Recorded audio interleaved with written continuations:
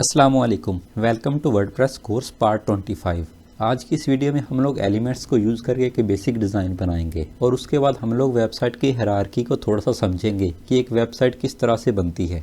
तो सबसे पहले हम लोग एक छोटा सा सेक्शन क्रिएट कर लेते हैं। लास्ट वीडियो में मैंने आप लोगों को सिंपली ये एलिमेंट्स को यूज़ करके दिखाया था, तो इसको फ़िलहाल मैं यहाँ से रिमूव कर देता हूँ। आप लोग यहाँ पर माउस कर्सर को लेकर जाएं और इस क्रॉस के ऊपर क्लिक कर दें तो आप लोगों का वो सेक्शन रिमूव हो जाएगा। यहाँ पर एक टैब में मैंने ये एलिमेंटर की वेबसाइट को ओपन किया हुआ है, तो हम लोग एलिमेंटर को यूज़ करके एलिमेंटर का सेक्शन ही बनाएंगे। अगर आप लोग कोई भी सेक्शन क्रिएट करना चाहते हैं तो सबसे पहले तो आप लोग उसके ऊपर थोड़ा सा गौर करें कि ये किस तरह से बनाया गया होगा। सबसे पहले एक हेडिंग यूज़ की गई है, उसके नीचे ये टेक्स्ट डिस्क्रिप्शन ऐड की गई है और उसके नीचे ये एक बटन ऐड किया गया है। ये जब हम लोग एलिमेंटर को थोड़ा सा और सीख लेंगे और इन सभी एलिमेंट्स को यूज़ करेंगे तो आप लोग कोई भी डिज़ाइन देखकर फौरन समझ जाएंगे कि इसमें कौन सी चीज़ यूज़ हुई है और किस तरह से इस सेक्शन को बनाया गया है। फिलहाल आप लोगों को इस चीज़ के ऊपर ज़्यादा गौर करने की ज़रूरत नहीं है। तो सेक्शन क्रिएट करने के लिए यहाँ पर आप लोगों को एक प्लस साइन देखने को मिलेगा। अगर मैं इसके ऊपर माउस कर्सर को लेकर आता हूँ तो आप लोग देखें कि ऐड न्यू कंटेनर का ऑप्शन आ रहा है। पहले यहाँ पर ऐड न्यू सेक्शन का ऑप्शन होता था, लेकिन अब रिसेंटली अपडेट में एलिमेंटर ने ये कंटेनर को इंट्रोड्यूस करवाया है, इसलिए यहाँ पर ऐड न्यू कंटेनर का ऑप्शन आ रहा है। ये कंटेनर के ऊपर मैं आप लोगों को पूरी स्पेसिफिक वीडियो बनाकर बताऊंगा क्योंकि ये बहुत ही इंपॉर्टेंट चीज़ है। फिलहाल अगर आप लोग इस प्लस साइन के ऊपर क्लिक करते हैं तो आपके सामने इस तरह से कुछ ऑप्शन आ जाएंगे कि आप लोग कितने कॉलम वाला सेक्शन ऐड करना चाहते हैं। थोड़ी देर के लिए आप लोग इसको भी स्किप कर दें। फिलहाल हम एक सिंगल कॉलम वाला सेक्शन ले लेते हैं। यहाँ से मैं सिंगल कॉलम वाले सेक्शन के ऊपर क्लिक करता हूँ तो ये देखें हमारे पास एक सेक्शन क्रिएट हो चुका है। कोई भी सेक्शन जब आप लोग क्रिएट करते हैं तो वो आप लोगों को इस तरह से पिंक लाइन के साथ शो होगा। कुछ टाइम पहले इस लाइन का कलर ब्लू होता था, लेकिन रिसेंटली एलिमेंटर ने इसके कलर को भी अपनी ब्रांड कलर के साथ चेंज कर दिया। अगर आप लोग इनकी वेबसाइट के ऊपर देखें तो इनका लोगो और इनका बैकग्राउंड थीम जो है वो भी इसी कलर में है, तो इसी वजह से इन लोगों ने इसका कलर भी चेंज कर दिया है। खैर, ये हमारे पास एक सेक्शन क्रिएट हो चुका है। अगर मैं इसको यहाँ से क्रॉस करता हूँ तो आपको याद होगा कि लास्ट वीडियो में हम लोगों ने डायरेक्टली एलिमेंट को ड्रैग करके यहाँ इन डॉटेड लाइंस के अंदर जब लेकर आए थे तो ऑटोमेटिकली इस तरह से एक सेक्शन क्रिएट हो गया था। यहाँ पर भी आप लोगों को वही पिंक लाइन देखने को मिल रही होगी। तो इस तरह से ही बेसिकली सेक्शन क्रिएट हो जाता है। लेकिन अगर आप लोगों को किसी और स्ट्रक्चर का सेक्शन क्रिएट करना है तो उसके लिए यहाँ पर कुछ डिफ़ॉल्ट ऑप्शन दिए गए हैं। फॉर एग्जांपल, अगर आप लोग 2 कॉलम वाला सेक्शन ऐड करना चाहते हैं तो यहाँ से इसको सिलेक्ट करेंगे। यहाँ पर फर्ज करें मैं हेडिंग ऐड कर देता हूँ और राइट साइड पर अपना बटन ऐड करना चाहता हूँ, तो इस तरह से आप लोग 2 कॉलम वाला सेक्शन बना सकते हैं। यहाँ पर आप लोगों को और डिफरेंट स्ट्रक्चर्स देखने को मिल जाएंगे। इनके अलावा भी हम लोग स्ट्रक्चर बना सकते हैं। ज़रूरी नहीं है कि जो स्ट्रक्चर आप लोग बनाना चाहें वो यहाँ पर लाजमी तौर पर अवेलेबल हो। तो खैर, ये स्ट्रक्चर बनाना हम लोग बाद में सीखेंगे। फिलहाल मैं यहाँ से सेक्शन को रिमूव करता हूँ। हम लोग क्रिएट करते हैं ये वाला सेक्शन। उसके लिए सिंपली मैं सिंगल कॉलम सेक्शन को लूँगा। यहाँ पर हमारे पास सबसे पहले हेडिंग दी गई है, तो मैं यहाँ पर हेडिंग एलिमेंट को ड्रैग करके यहाँ ड्रॉप कर दूंगा। अब इसके टेक्स्ट को चेंज करने के लिए आप लोग यहाँ से भी टेक्स्ट को इस तरह से सिलेक्ट करके यहाँ पर अपनी मर्जी से टाइप कर सकते हैं। यहाँ लेफ्ट साइड पर अगर आप लोग एडिटिंग पैनल में देखें तो यहाँ पर भी आप लोगों को टाइटल में इस तरह से एक बॉक्स देखने को मिल जाएगा, जहाँ पर आप लोग अपनी मर्जी से टेक्स्ट टाइप कर सकते हैं। तो टेक्स्ट को भी हम लोग यहीं से कॉपी कर लेते हैं। यहाँ से मैं इस टेक्स्ट को सिलेक्ट करूंगा,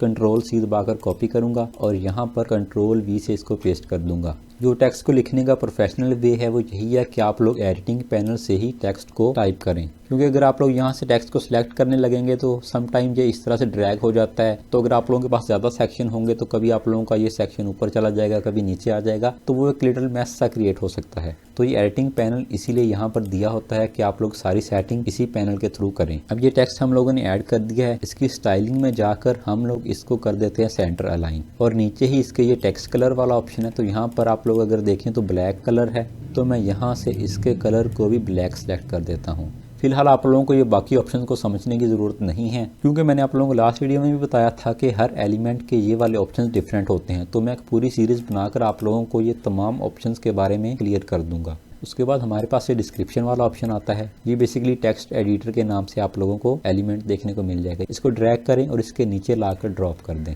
और ये वाला टेक्स्ट भी मैं यहाँ से कंट्रोल C के साथ कॉपी करूँगा और यहाँ पर कंट्रोल V दबाकर इसको पेस्ट कर दूंगा। उसी तरीके से इसको भी सेंटर अलाइन कर देते हैं और इसके कलर को भी मैं ब्लैक कर देता हूँ।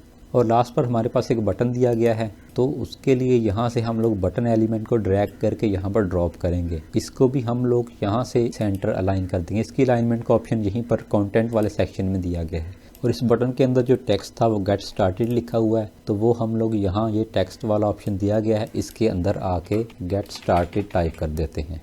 तो अगर आप लोग इस सेक्शन के बैकग्राउंड के ऊपर देखें तो आप लोगों को एक कलर भी देखने को मिलेगा। तो अगर आप लोग पूरे सेक्शन के ऊपर कोई बैकग्राउंड कलर देना चाहते हैं तो उसके लिए आप लोगों को यहाँ पर एडिट कंटेनर वाला ऑप्शन देखने को मिलेगा। आप लोग इसको एडिट सेक्शन भी कह सकते हैं, लेकिन वो इसका पुराना नाम था, तो बेहतर यही है कि आप लोग इसको एडिट कंटेनर ही कहें। इसके ऊपर क्लिक करेंगे तो अब आप लोगों का पूरा सेक्शन सिलेक्ट हो जाएगा। जो भी चीज़ आप लोगों की सिलेक्टेड होगी वो इस तरह से पिंक लाइन के साथ शो होगी। फॉर एग्जांपल अगर मैं बटन को सिलेक्ट करता हूं तो ये पिंक लाइन से मुझे पता चल रहा है कि अब मेरा बटन सिलेक्टेड है। अगर मैं हेडिंग को सिलेक्ट करूंगा तो वो पिंक लाइन इस तरह से हेडिंग के ऊपर आ जाएगी। तो हमें यहाँ से पूरे सेक्शन को सिलेक्ट करना है। उसके बाद ये स्टाइल वाले ऑप्शन में आए और यहाँ पर आपको बैकग्राउंड का ऑप्शन देखने को मिल जाएगा। यहाँ क्लासिक वाले ऑप्शन के ऊपर क्लिक करें और यहाँ पर आप लोग कोई भी कलर सेलेक्ट कर सकते हैं। तो हम लोग फिलहाल उससे थोड़ा सा मिलता जुलता कलर यहाँ से चूज कर लेते हैं। तो आप लोग देखें कि हम लोगों ने अपनी तीनों चीज़ें जो यहाँ इस सेक्शन में एडिट थी वो ऐड कर ली हैं। हाँ, मुझे पता है कि ये डिज़ाइन अभी भी टोटली डिफरेंट है। एक तो यहाँ पर इसकी हेडिंग का साइज़ बड़ा है, यहाँ पर फॉन्ट भी डिफरेंट यूज़ हुए हैं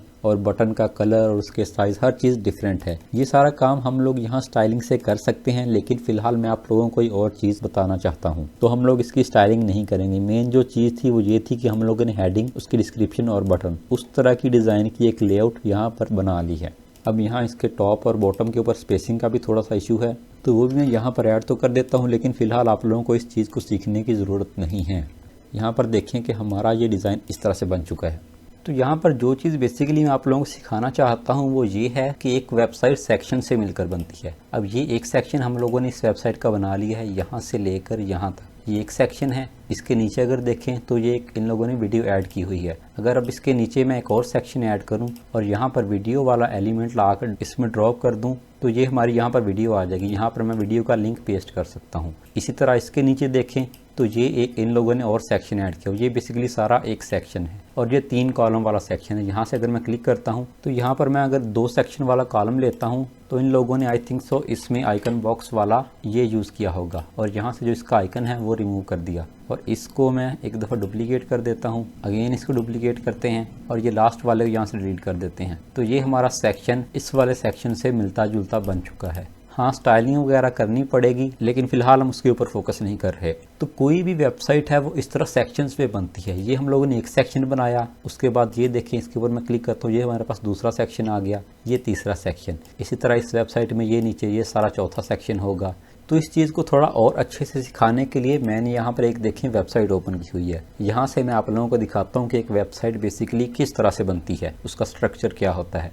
तो यहाँ पर इस होम पेज को अगर मैं एलिमेंट के साथ एडिट करता हूँ तो यहाँ पर हमारे पास एक सेक्शन है, उसके अंदर देखें ये हमारे पास एक हेडिंग ऐड की हुई है। उस हेडिंग के नीचे एक बटन ऐड किया गया है। अगर आप लोगों को ये चीज़ नहीं समझ में आती कि ये कौन सा एलिमेंट है तो अगर मैं इसके ऊपर क्लिक करता हूँ तो ऊपर देखें एडिट हेडिंग लिखा आ गया, यानी कि हेडिंग एलिमेंट है। यहाँ पर एलिमेंट का नेम आएगा। इसके ऊपर मैं क्लिक करता हूँ तो ये यहाँ पर बटन लिखा आ गया है। तो ये एक यहाँ से लेकर पूरा सेक्शन है, इसमें 2 चीज़ें और बैकग्राउंड के ऊपर एक इमेज ऐड की गई है। इसी तरह मैं नीचे जाता हूँ तो यहाँ पर देखें एक और सेक्शन ऐड है।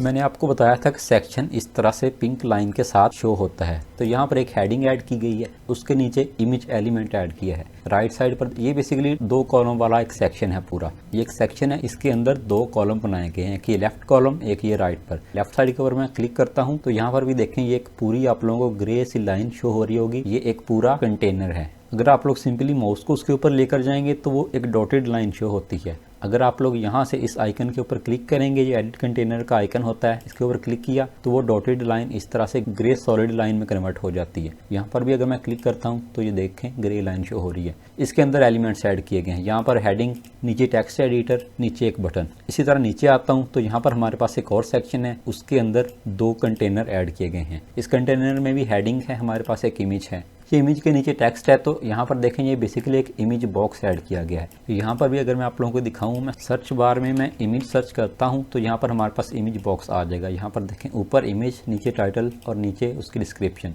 तो यहाँ पर भी वही बेसिकली यूज़ किया गया। जो इसकी डिस्क्रिप्शन थी वो यहाँ पर देखें खाली छोड़ दी है। अगर मैं यहाँ पर भी कुछ ऐड करना चाहूँ तो वो नीचे डिस्क्रिप्शन भी आ जाएगी, लेकिन अगर खाली छोड़ देंगे तो डिस्क्रिप्शन रिमूव हो जाएगी। तो जस्ट इमेज और उसके नीचे उसकी टाइटल ऐड की गई है। राइट साइड पर भी देखें एक ऊपर इमेज है, एक नीचे, 2 इमेज लेफ्ट पर, 2 राइट पर, नीचे इधर बटन। अगेन एक और सेक्शन ऐड किया गया, इसमें सिर्फ बैकग्राउंड इमेज ऐड की गई है, उसके ऊपर कोई भी टेक्स्ट वगैरह ऐड नहीं किया। इसी तरह नीचे और सेक्शन हमारे पास ऐड है। तो बेसिकली बताने का मकसद ये है कि पूरी वेबसाइट को सेक्शन और उसके अंदर कंटेनर्स को यूज़ करके डिज़ाइन किया गया है। तो ये वेबसाइट की हायरार्की होती है कि वेबसाइट किस तरह से डिज़ाइन की जाती है। मैं आप लोगों को स्क्रीन के ऊपर भी दिखा देता हूँ। एक वेबसाइट किस तरह से बनती है, पेजेस से मिलकर। पेजेस किस तरह से बनते हैं, वो सेक्शन से मिलकर। यहाँ आप लोग कंटेनर भी कह सकते हैं, यहाँ पर ये पूरा एक कंटेनर है। और कंटेनर्स कैसे बनते हैं, एलिमेंट्स से बनकर। ये जो हमारे पास एलिमेंटर के अंदर ये सारे एलिमेंट्स हैं, इनको विजिट्स भी कहते हैं। यहाँ पर भी देखें सर्च विजिट लिखा हुआ है। तो इस चीज़ को याद रखिएगा, इसी लेआउट को फॉलो करते हुए हम लोग हर वेबसाइट को डिज़ाइन करने वाले हैं। यही था आज की इस वीडियो में। इस वीडियो में जस्ट मैं आप लोगों को एक वेबसाइट की हायरार्की समझाना चाहता था। तो मिलते हैं नेक्स्ट वीडियो में। अल्लाह हाफिज़।